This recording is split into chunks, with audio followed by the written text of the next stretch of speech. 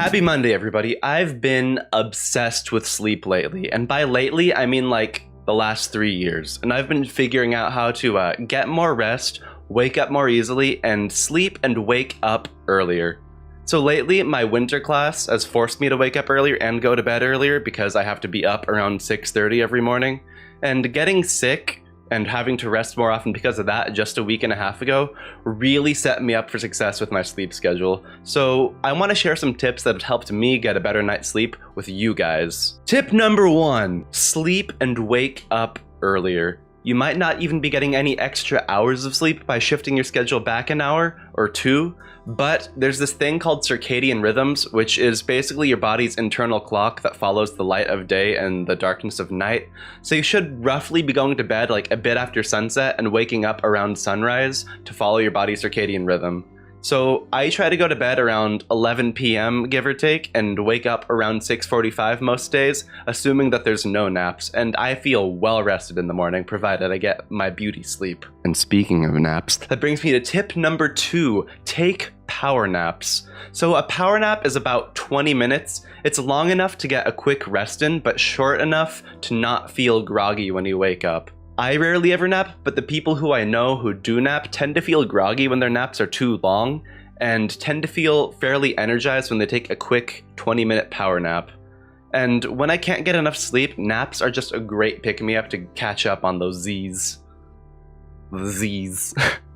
But be careful not to start your nap too late, because if your nap ends around like after 4 or 5, that's too close to when you'll actually be trying to sleep, and that could actually be detrimental to you trying to fall asleep at night, which will make you stay up late, which means wake up late and feel groggy in the morning, which is all bad.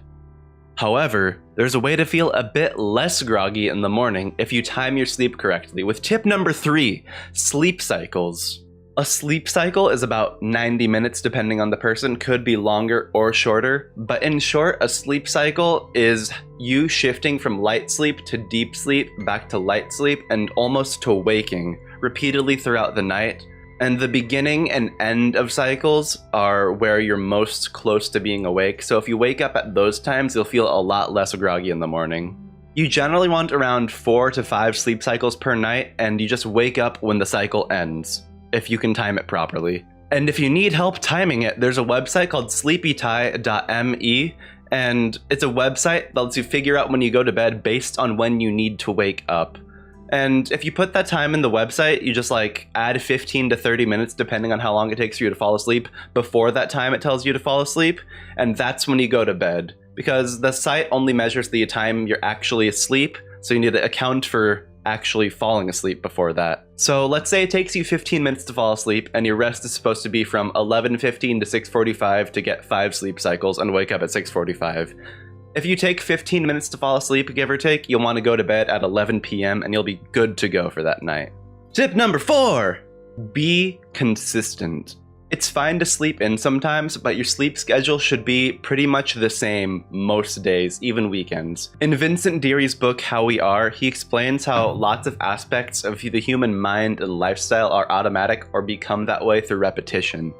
And regular sleep schedule makes going to sleep more automatic and therefore easier to do. Which brings me to tip number 5, have a nightly routine. It adds some automation to your sleep schedule, so you have a ritual to tell yourself you're about to sleep, and that helps a lot. So it gets your mind prepared to fall asleep.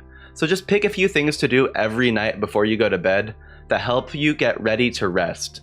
So for example, my nighttime routine is to turn off my computer, get off my phone, brush my teeth, do my night grooming in the bathroom, like washing my face, putting on lotion and stuff. And then I read for like 15 minutes to a half hour. I turn off my lights, and then I just go to sleep.